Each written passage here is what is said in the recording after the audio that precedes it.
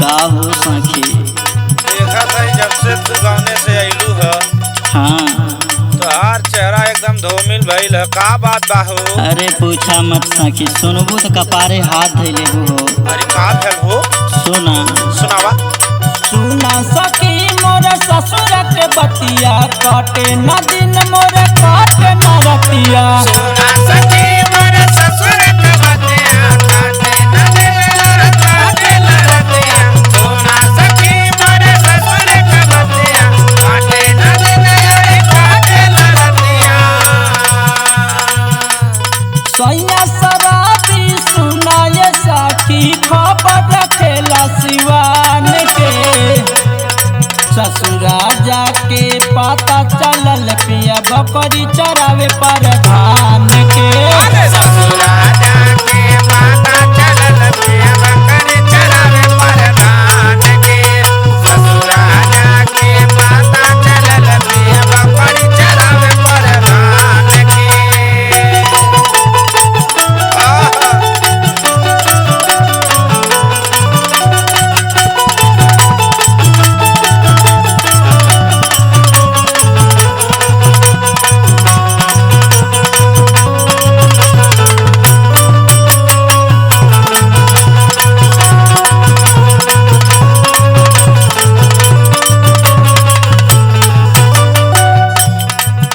सखी का सखी?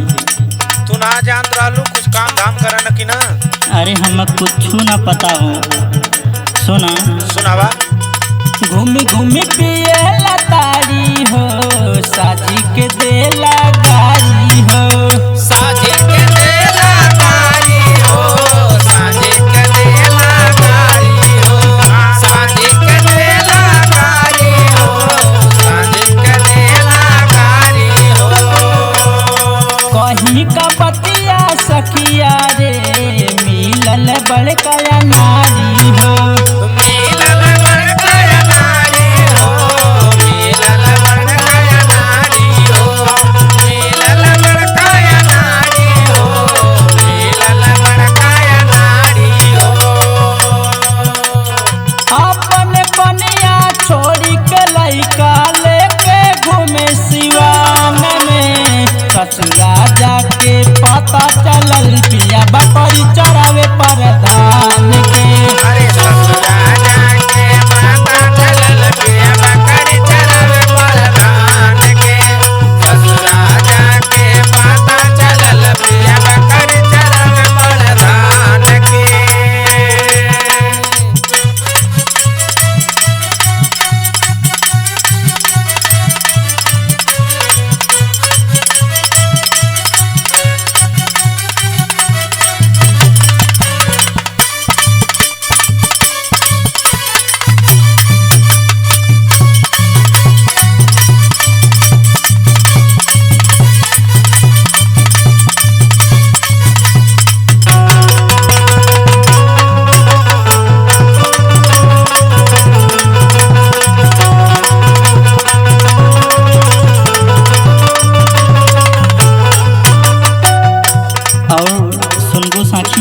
हाँ हाँ काहे ना सुनब हो। और सुना हमरे ससुरा के किस्सा। सुनावा। सासु ससुर में नकामी बा, ननदिया बड़ी निकामी बा।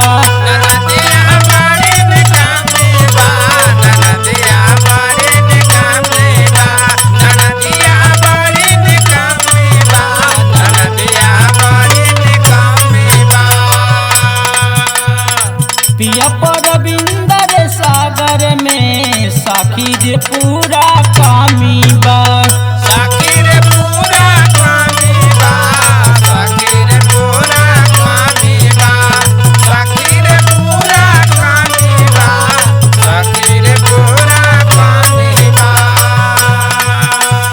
सासू जी के माने न बतिया, नथिया बेचे बाजार में। ससुरा जाके पता चलल पिया बकरी चरावे प्रधान के। अरे ससुरा जाके पता चलल पिया बकरी चरावे प्रधान के। अरे ससुरा जाके पता चलल पिया बकरी चरावे प्रधान के। अरे तो जाए अब कैसे बिताऊ ही का पड़ी। का करी, जिंदगी झंड बा।